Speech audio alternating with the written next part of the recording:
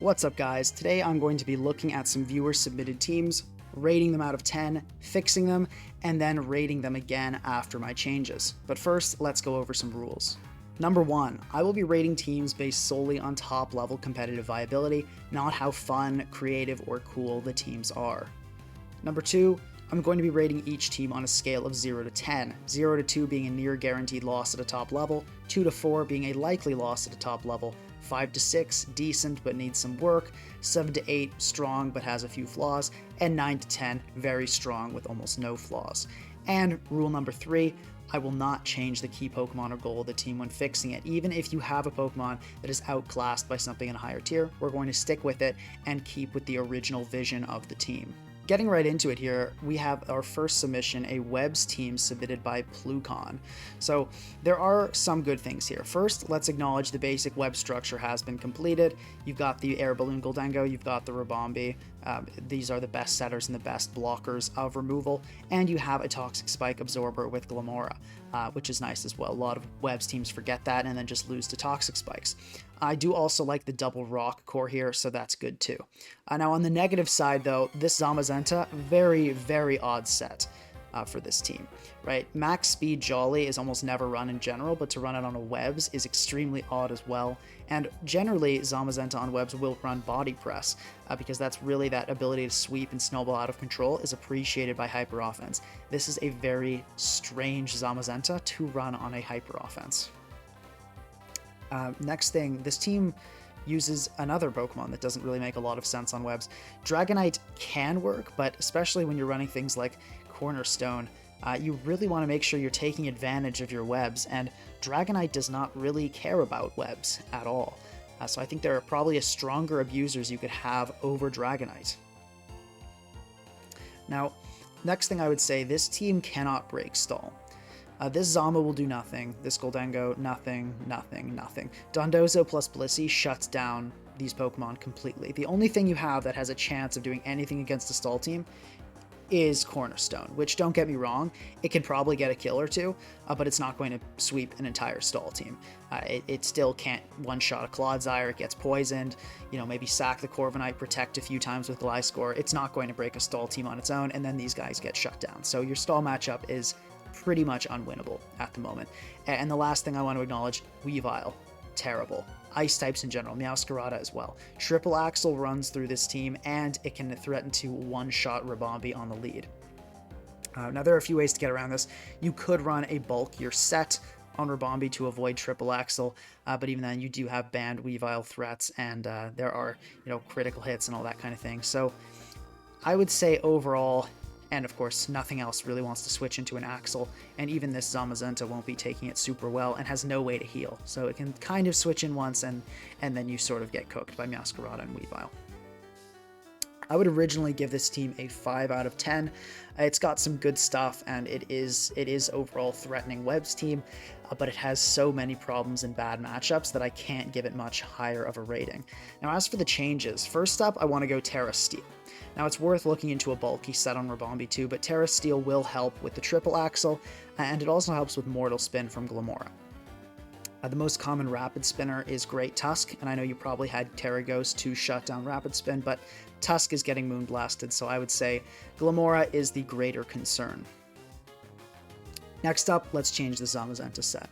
I had a lot of success in testing with a Resto, Chesto, Iron Defense Body Press set, and I think you will find it a lot better. We can also take away a lot of the speed. We really don't need all that. As long as we're outpacing Darkrai, pretty much you're all set there. And want to max out defense and put the rest in attack for a more powerful crunch. Gholdengo set, for the most part, looks good. You could consider Psyshock, though. This is going to help against the Stall matchup. Potentially kill a Blissey, weaken a Dondozo, maybe force the Blissey to Terra. So overall, it's a pretty strong option against Stall. Now, I want to change this. So in testing, in theory, the Glimmora works fine, but in practice, I was not super impressed, and I want to change it for an Iron Moth. So this helps, especially with Substitute, against Kingambit and Raging Bolt. And Raging Bolt is always going to be an issue for teams that don't have a ground type. But also, it just performed much more consistently than Glamora. And having this immediate power, not having to Meteor Beam to get it, is really nice as well. Because Glamora kind of has to click Meteor Beam right away, and Rock is a good offensive type. But just being able to click any move and immediately have it be powerful is really nice. And I'm greedy, so I like to go with a modest Iron Moth. This set is extremely powerful, really, really effective against bulkier balanced teams. And works well with Gholdengo to create a very threatening special core. Now I want to replace this Dragonite as well for a Roaring Moon. So it's going to be weak to a lot of the same stuff Dragonite is, but it takes advantage of webs just a lot better. So we can run Knockoff, DD, Acro, and either Taunt or Earthquake for the last slot. I'd say Earthquake just in case of Raging Bolt, since that is pretty scary, but you can test, and if the stall matchup is really scary, you can potentially switch that to Taunt. Now, this is going to be much better at taking advantage of webs with this Booster Energy Adamant. It's incredibly powerful, and I think that will go very well. Now, there are a few other small changes you could make. As I said, the bulky Ribombee, you could go Horn Leech over Power Whip, but those are mostly small changes. Now, this team did perform quite a lot better after this, and I would say this team would be a 6.5 after the fixes. My one concern is still, I don't think Cornerstone is a great abuser of webs. Webs is kind of a solved playstyle, I think, in a way, and that's the unfortunate thing. There are so many great abusers, things like Roaring Moon, Iron Moth, things like Zamazenta and Superior and Raging Bolt. I just don't know if Cornerstone can justify a slot, but if it can, I do think a team like this or very similar is the way to do it. So perhaps I'm wrong, maybe this team is a 7.5, but I, at the moment, would give it a 6.5. Before I move on to the next team, I'd like to remind you all that your Team Building Principles 201 exam is approaching. Make sure you're subscribed. All subscribed students will take their exam in a room with actual desks, and all non-subscribed students will be in a room with lecture chairs. Next up, we have a status spam team by Neoon. So let's take a look here. We've got a Glare Synthesis Superior, an Expert Belt 4 attacks Darkrai, pretty standard there, a Wish Pass Alomomola, a Moltres, fairly just standard defensive set, running Hurricane instead of the typical Flamethrower, so that's interesting there, and an Assault Vest Iron Treads, and lastly here, a fairly standard but normally running Wisp, I guess this one has Thunder Wave, which is interesting, Heavy Duty Boots Dragapult. So on the good side, lots of status moves. The potential that this team has to status is fantastic. You've got Glare here, Thunder Wave, Will-O-Wisp, Scald over here, even Ice Beam, Sludge Bomb. This team is dispensing status like crazy, and it doesn't struggle to do so. It's not forcing itself to. It's not running Thunder Wave on weird Pokemon. It's not giving much up. It just has a lot of Pokemon that can uncomfortably utilize status, which is great when paired with a Hex Dragapult. So definitely good stuff there. The other thing is speed. This team is so set on speed. It's really nice. A lot of fast Pokemon, Dragapult, Darkrai, Serp, and even with that Glare option, this team is not going to be having issues with anything fast anytime soon. I also really like the Alomomola Superior Core. Alomomola typically very weak to Ogerpon Wellspring, but having a Synthesis Glare Superior provides a really nice switch into that as long as it's not U-turn, but U-turn is fairly rare on Wellspring. Now there are some serious negatives about this team too. No knockoff user. Nothing has knockoff. And you might think, well, knockoff is essential, especially for removing heavy-duty boots, and that brings us to our separate problem. Even if you did have a knockoff user, this team has no status. No hazards. This Iron Treads, no rocks. This team just does not have that at all. So that's going to be pretty terrifying. And then the other problem is this team is way too specially oriented. You've got darts on Pult, flip turn on Mola, U-turn, and then you've got this Treads with no attack investment, clicking Earthquake, Iron Head, and Spin. Those are the only physical attacks on this team. Your most powerful Pokemon are all on the special side. So if you face a Blissey, this team cannot do anything. You have a 0% chance of breaking past a team that is well equipped, especially, and that's a big issue. So I'd say this team's initial rating, I give a 5.5 out of 10. A lot of good stuff, really well constructed defensive core, great on the side of speed, but just that unfortunate situation of no hazards, no knockoff user, and way too specially oriented makes this team a 5.5 out of 10. Now, what do I want to change? Well, first of all, we need rocks. Let's get some rocks. So I do actually think treads works here. I'm generally not a big fan of treads on more balanced teams, but in testing, I was surprised. It impressed me. It did fairly well.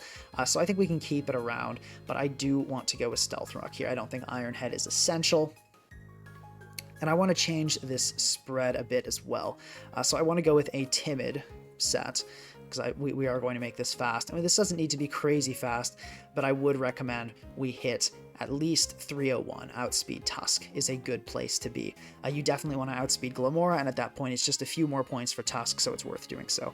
And we can put the rest in special defense here, since Curem is a problem. And I imagine probably the Curem is why this Tusk was initially Assault Vest. If you look, there's no freeze dry resist on this team, but we're going to fix that with what I do next. So in one swoop here, we can fix the lack of an ice resist, the lack of a knockoff user, and the over-reliance on the special side by replacing this Darkrai with a Weavile. This was the big change that really made this team do way, way better in testing, and this also gives you nice priority. Now, normally banded Weavile is a bit of a risk with the hazard game, but due to Wish support from Alomomola and Rapid Spin from Tusk, from Treads, it can be afforded here. And I would go with Pressure. Generally, if you get knocked, you don't want to be pickpocketing a Gliscor Toxic Orb, which has happened on too many occasions for me to want to run that again. And I would say you want Axel on this, Knock, Shard, and you could run Low Kick last. I would personally go Icicle Crash and Terra Ice on this. So I'm greedy, so I like Adamant. Also, Choice Banded, Terra Ice, Adamant, Shard, one-shots Pult, and Roaring Moon. So that can be pretty fun as well.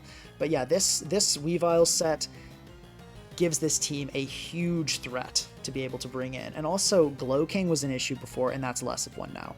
Because say you know your opponent is going to switch in Glow King on your superior, then you double in this guy. That's a huge situation, and part of the reason I do like Icicle Crash, reason here, because of how much this team does rely on this Weavile on the physical side, you don't want this getting burned, and Moltres is now OU. So Icicle Crash gives you a great non-contact option to handle Moltres, and Terra Ice Choice Banded Adamant Crash, you better believe it's still absolutely cracking skulls and doing a great job of breaking. The last thing I would say is you could probably go Wisp on Pult. I think with Glare on Superior and just how fast this team is in general, I feel like it's more worthwhile to run Wisp on this. But there were some games where I was happy to have it, so maybe test and just kind of see what you'd say is better there. Now, after these changes, this team performed incredibly well. I would have to give it a 9 out of 10. I really liked this. I've put this team into my personal arsenal of teams I use for serious laddering. I really, really enjoyed it. I think it's incredibly strong and a really fun team to use as well. So great job to Neo on for this one. Last up, we have an Alolan Executor Sun by Mr. New Blocks. So let's look at the good things here. So on one hand, yes, Gouging Fire, we got a attack boosting Gouging Fire and a speed boosting Walking Wake. That's good.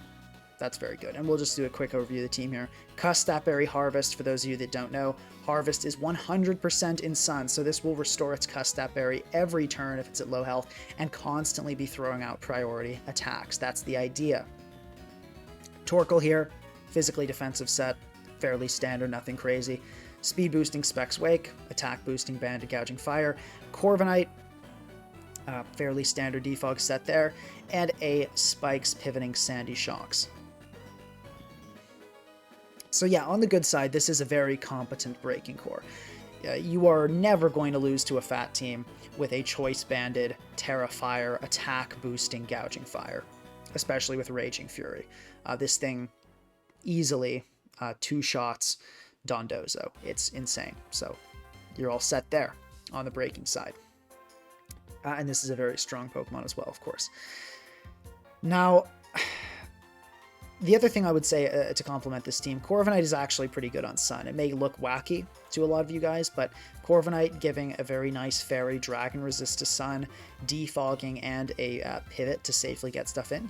Corviknight is surprisingly good and also provides a very solid Wellspring answer. Although I guess you didn't really need that with the Executor Alola, Corvin Sun really does shut that down.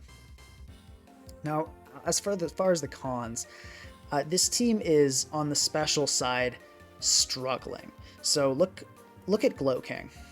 Can Glowking Chili on this? Yes. Let's do a Chili check. Yes, easily. Yes. Speed boosting. So yes, pretty easily. Not even taking that much from Earth Power, from a Shocks, and it can Chili on this. So the one thing on this team that doesn't get destroyed by Glowking is Gouging Fire. That's not a great situation to have that many Pokemon weak to Glowking on a Sun team at all. That's really rough. The other thing is the hazard situation. So not only can Corviknight and Torkoal are both not great forms of removal, but this team really struggles with hazards, especially since this Executor Alola is Cuss Step Area. It's going to be at low health. That's kind of what it does. So having this struggling against that and you're going to be dying, since it's going to endure, it'll be at 1. Just that situation against Stealth Rock seems devastating, even with Defog Corviknight. So what I'd like to do is change out these last two to a little bit more of a conventional set. So first we're going to go with Hatterene, and we'll run eject button on that. So this is going to help with hazards in general and getting stuff in safely.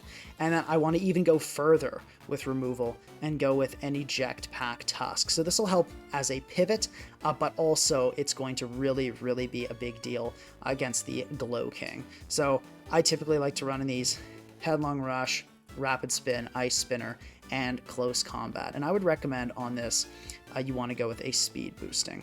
So we can go 248, 4, and 4. That'll give you speed boosting. And Terra type doesn't really matter. I guess we can go with Steel, just kind of a standard one. Hatterene, on these guys, I typically like to run Nuzzle, Healing Wish, Mystical Fire, and the new move Psychic Noise. A lot of people run offensive Hatterene on this. I think this Hatterene surviving is much more important than its damage output, so I would like to go with a much more defensive set on this. And Terra type here isn't a big deal either, but you can just probably go with something like Steel that generally works well on Hatterene. Now the last thing I'd say is, this Executor Alola, it needs some help breaking. It needs something to soften things up on the special side. And this Hatterene with the Psychic Noise, it helps a little bit, but you need more here for that. So what I would recommend you do is change the boosts here. I would actually go with a modest max special attack Wake. And I would even go Knock over this, so you can knock off Blissey Boots, giving you a guaranteed stall win, since we are going to be changing this and making this speed boosting. I think that's going to make your team a lot better at taking advantage of Executor, since you really do need something on the special side, softening the team up. Wake can do that. And now that the team is a lot less weak to Glowking as well, with Wake being able to do a lot more damage, and Tusk threatening it too. So overall, and also just speed boosting, Banded Gouging Fire is broken. Now, initially, I'd probably give this team maybe a 5.5 out of 10. Just the Corviknight and Shock's core was kind of unimpressive. The Glowking situation was really rough. And I don't think Alolan Executor is a viable choice on Sun, to be honest with you. So that was a issue there. But after these changes, you still have a huge problem with having an Alolan Executor on Sun, which I just don't really believe is worthwhile. But I would give it probably a 6.5 out of 10, which is decent for an Alolan Executor Sun. And I would probably say on this, you could run Solar Beam, but there will be some times where you'll be outside of Sun and really want that too, so I would not say Leaf Storm is necessarily a problem. It's probably better than Solar Beam here. Alright, thank you for all your submissions. I hope you guys enjoyed the video, and I'll see you next time.